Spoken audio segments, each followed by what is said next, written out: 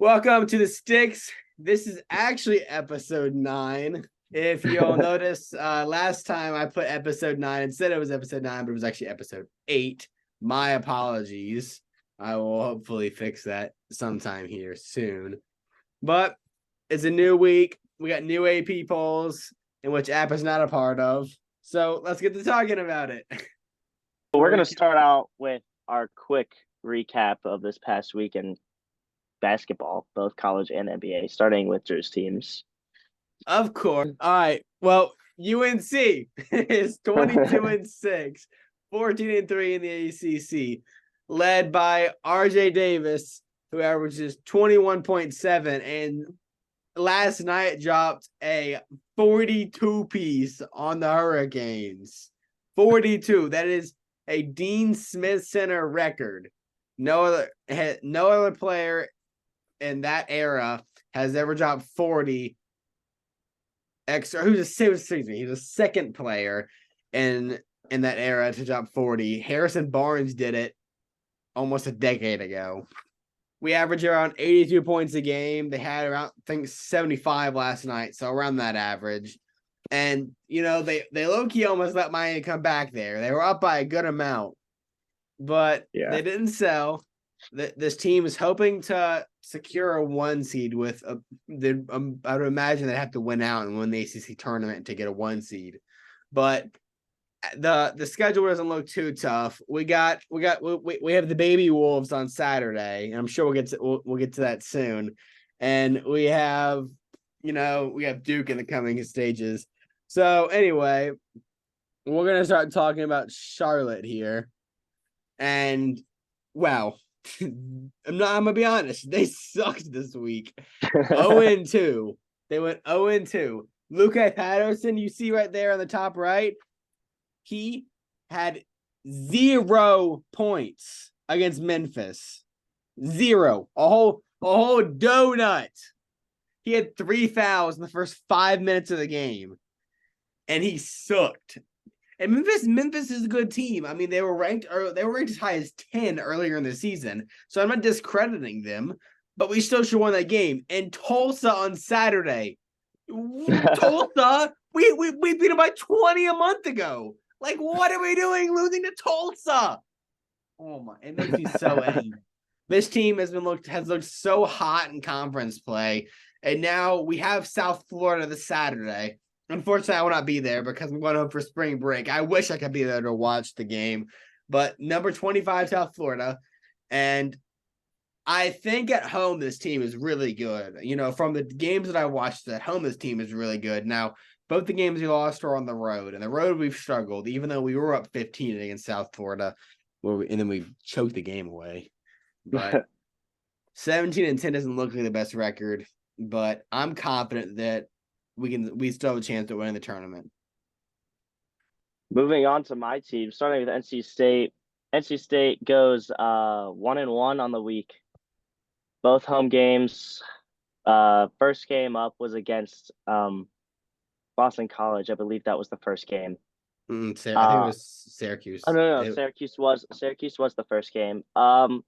I mean, DJ Horn did all he could. He had 32 points in that game, and he still couldn't win he still couldn't will the Wolfpack to win at home at PNC. And then later in the week, we handled Boston College at home by, I think, 11. I think it was 81-60 or 81-70 or something like that. Something like that. Anyways, we go 500 on the week, 17-10 overall. 9-7 in the ACC. We did drop two spots in the ACC as of last week, just a week ago. Obviously, our leading scorer is DJ Horn. Those 17.6 points per game. I said it last week. I'll say it again. Does not do him justice as to how he's been playing. I saw a statistic today. Actually, he is on pace to be one of the highest 3-point shooters in NC State history. He shoots just under 45% from 3. Shoots like 44.6% from 3 this season, which is absurd. That's crazy. And the Wolfpack are averaging just about 76 points per game. On the right here, the Appalachian State Mountaineers Cinderella run loading.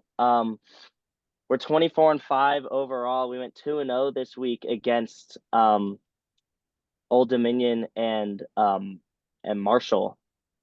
Both away games, both double-digit wins. No, the Marshall game we won by 7, but Still, both big both wins.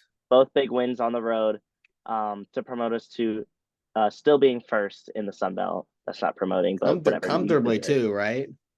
No, we're right in front of JMU. I believe JMU is like 13-3. Yeah. All of their losses have come in Sun Belt play. And two of them to add to two App of State. them at App State. Yeah, so we're a game ahead of JMU, but we do have the season sweep over them in the Sun Belt play. Our leading scorer has changed to Donovan Gregory, as you see pictured here on the right side.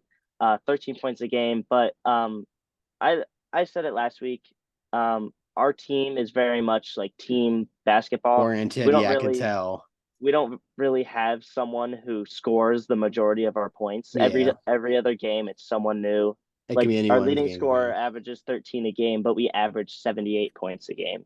So our team is very, very good team play. Like earlier this week against Old Dominion, Terrence Harcum had 25, I believe. So every other game, it's someone new. So here we go. Moving on to the NBA, Drew, we'll start with your Phoenix Suns. Well, my boys went, I believe, 1-2 on the week. They pick up a win on Sunday against the Lakers, but they lose back-to-back games to the Mavs and to the Rockets, I want to say, in which off top, not really off topic, but Bol had 25 points in that game against the Rockets. Bol looks kind of and he I'll give it to him. He has those games, where he'll ride the bench and then someone gets hurt, he'll come in and give you 20, and then the Wembanyama talks start happening. Shaq saying that Victor Wembanyama is a glorified Bol. Those type of talks, but excluding the two dudes made in the lab, the Suns sit at 5th in the Western Conference, but it's not a comfortable 5th. They were as low as 8th on Sunday before the win against the Lakers, and that just shows the West. There's so many good teams in the West, and they are so compact, close to each other. If you see our leading scorer, Kevin Durant, he's just a bucket, one of the greatest scorers, if not the greatest scorer in NBA history. He's good for 20 every single night. And the offenses looked better. Defense is kind of shaky, but I really want Bradley to be able to stay healthy. He cannot stay healthy. If he does stay healthy, we can break away in this very compact Western Conference. Because I think the Wolves only have a 3-game lead over the second seed. But teams that have big leads, Aiden, go ahead, go talk about the Celtics. The Boston Celtics sitting at 45-12 through the first 57 games of the season. You know what happened last time the Celtics were 45-12 through the first 57 games of the season, Drew? Let me guess. They won the championship in 2009. The year was 2008. Whatever. And the Boston Celtics won the championship, of course. They are sitting very comfortably at first place in the East with a 7.5 game lead over the second seeded Cleveland Cavaliers, which we do play in our next 6 games in Cleveland. So that'll be a huge game for the Celtics to win and prove that they're better than these other teams. It's their year. Now, I mean, with that being said, they're obviously first place in the NBA, with their leading scorer being Jason Tatum. I sent Drew something this morning. Jason Tatum, as of recently, has been getting a lot of unnecessary hate and slander, I like to say. I saw they were comparing him to Scotty Barnes. Yeah. Scotty Barnes averaged in that video like 7 less points per game, but like the rest of his statistics were way higher or like barely Mm. higher than Jason Tatum's. Yeah. Um, I think I'd like to say that if Jason Tatum switched spots with Scotty Barnes, Jason Tatum would average damn Yeah. near triple double. Yeah, it's not I it's mean, not Tatum's job to it's not Tatum's job to rebound and play make. That's what they have dudes like Derek White and Tingus Pingus, Kristaps yeah. Porzingis to do. I mean, Um, like, there's just he just doesn't have to do everything like Scotty Barnes does. I mean, yeah, and all credit. I mean, when, Scotty Barnes is a great player. I'm not. I yeah, mean, we're not trying to say he's a bad player, but he's not. He's not on Jason Tatum's level because right now Jason Tatum has, I would say, some legitimacy for MVP talks. And yeah, I mean, he always will. Um, yeah, and so no glazing there, just straight facts. But and you know it's straight facts out of my mouth because he went to Duke and you know I'm a Carolina fan, so I don't take this type of help lightly. yeah. So this past week, the Celtics went 2-0 against the Bulls and the Knicks, actually. Um, Yeah, and our next man game wins. is actually tonight at 7:30 against the Philadelphia 76ers. This Oh, is must prime time. Yeah. And so this first overall offense and third overall defense will be put to the test against Joel Embiid, who I believe is playing. I know he's been out for a while, God but knows everyone knows he likes to duck the big games. yeah, I mean He comes the up with a random injury. he's already missed so many games he can't even be eligible for the MVP anymore. So Is that true? I didn't know that. yeah, if you miss 17 games, you have to play 65 games to be eligible for end of season awards. I'm not sure about how I feel about that because I mean I like it because I hate injuries when are unknown. players. Yeah, but I hate when players like just sit out and then continue to dominate, but then just sit out. You know what I mean? Well, Like people I pay so understand much sitting money. out. Yeah, I mean, speaking of while we're on the topic of Celtics, Jason Tatum, I remember had some speech I remember hearing him give where he said that he doesn't sit out games because of like the fans, I guess, because he wants to Hmm. he wants to impress the fans because he doesn't know if they you see signs all the time. I traveled all miles. I traveled from Mars to watch Luka Doncic play basketball. Yeah, So you I guess good for him. And I guess when you say it like that, it makes sense. yeah. Moving on, upcoming games this week. We'll start with Drew's side. So ignoring our little mistake there of Carolina at Virginia. Carolina already won that game. A really crappy game they had 54 to 44. Uh we get the Baby Wolves traveling to Chapel Hill to take on we got little bro traveling to take on big bro. And I mean if the first game, sometimes it's really hard to tell what you're going to get between these two teams because it's either a blowout in Carolina's favor or it's a close game, and at that point anyone can win it. It For the first matchup, it was a close game up until the end, and I do think it's because of Carolina's style of play. They tired NC State out so very badly. They had them tired, and DJ Burns couldn't even go past half court. He was so tired. Yeah, Um, and I will say, in our first matchup, DJ Horn, I believe, was like 2 for 15 in that game. yeah, and I think I don't know if that Since says then, about him. since then he's been on a tear.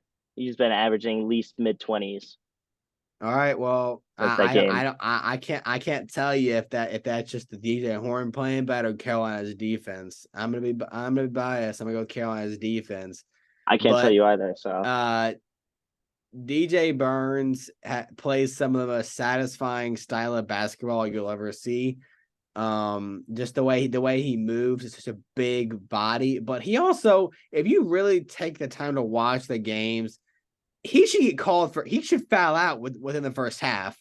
He plays really aggressive. Like it's like he is definitely committing some fouls.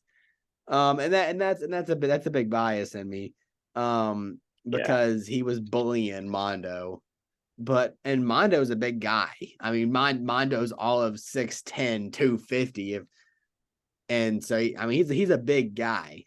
And DJ Burns made him look like a baby for the good part of the first half. But when you have kids, when you have dudes like RJ Davis, I don't care if you have, I don't even know who that dude is that apparently is supposed to be ACC Defensive Player of the Year. He Jaden is. Taylor. It's very hard to stop him. Although I will give you, RJ Davis was pretty quiet up until the end of the first game. But I mean, RJ Davis is good for 20 at any point. Moving on to South Florida, coming into Charlotte. Like I said earlier, I'm really ticked off that I cannot be at this game. It'll be a good one, I hope. The last game, it was Charlotte was up 15, as much as 15 in that game, and blew it. And that you just can't do it. You can't do that. This team is really, really good when they're hot, but they can also get super cold. So as for predictions, I'm gonna. I really do think Charlotte can win this game, but it all depends on the play of Lukai Patterson because he seems to, as of late, get in foul trouble really easily. So I'm gonna do what I usually do with both Carolina and Charlotte, and just kind of leave it to interpretation. I don't want to make an official prediction because I don't want to jinx it. I'm superstitious. All right. Moving on to my teams and my side. Um, NC State is taking on Florida State in Tallahassee, I believe, is where Florida State is. Yes, yes. They're taking on Florida State in Tallahassee. Florida State doesn't have the greatest record. They're 14-13, but they are favored. Mm-hmm. 62% of the vote or whatever is in favor of Florida State. But I think um, I think the way this game goes, NC State coming off a pretty big win to keep them in basically contention against Boston College, who isn't a bad team by any stretch. No, Um, Carolina close. I think DJ Horn continues his tear into the Florida State game and then into the Carolina game. Hopefully they go they uh they go undefeated on this little road stretch here. Um, I mean, Florida State might be tough on the road just because it's not close to home. I mean, they got a bus ride, they got all that. But um, Chapel Hill, there's like 15 miles separating Raleigh and Chapel Hill. So who knows? They wake up in their own beds that morning. Mm-hmm. They take a little bus ride, a little field trip over to Yeah, Chapel Hill. Who knows? Hopefully we win. I don't really know. Both of these they need teams the tend to be pretty momentum. decent, but we need some momentum heading into the tournament. Head, Um, heading into that Monday where the Blue Devils come to Raleigh. oh yeah, we play. NC State ends up playing Carolina Duke and Duke back to in back in back the to back span of games 2 days. in the That span of is 2 days. the schedule makers hated NC State. They're just like, Yeah, y'all, we don't care. Give y'all two top 10 teams in the span of 2 days. they just Looking wanted like they wanted they, us it's battle tested. basically They want y'all battle tested. they want us battle tested before we go and probably lose to Clemson in the ACC tournament. Clemson um, makes me so angry. anyways, moving on. Tomorrow on my birthday, what? Um, Woo! Old Dominion travels from Norfolk to Boone, North Carolina. Last week, App State beat Old Dominion by 15, I believe, in Norfolk. Um, I don't expect to see anything different. I'm going to this game, super excited. to put us at the most wins we've ever had, I believe. I I think believe that's so. what it is. So that should be super exciting. I do believe we absolutely kill Old Dominion. They're sitting at 7 wins on the year. They're like 7-23, some unbelievably horrible record. Um, yeah, so I believe Old Dominion, or as my roommate calls it, Old Domination. Um,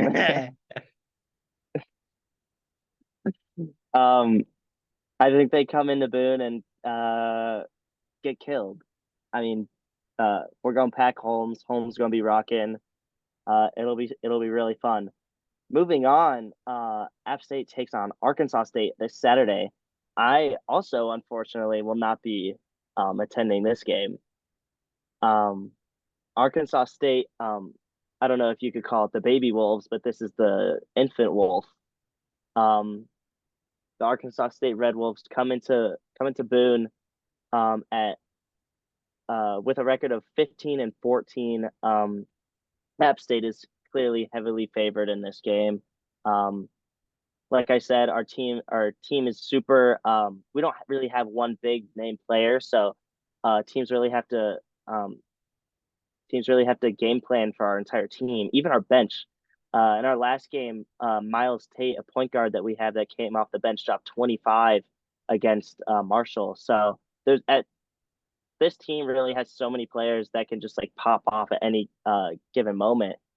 I think Arkansas State comes into Boone, we steamroll them. We've done it to multiple teams, but sometimes we like to keep it close. And I'm not going to count out Arkansas State, but Boone is really hot. We're on a 5-game win streak, and yeah, I mean, I believe we're on a 5-game win streak, and I believe it's uh 12 of our last 13 that we've won, or it might be 13 or 14 of our last however many.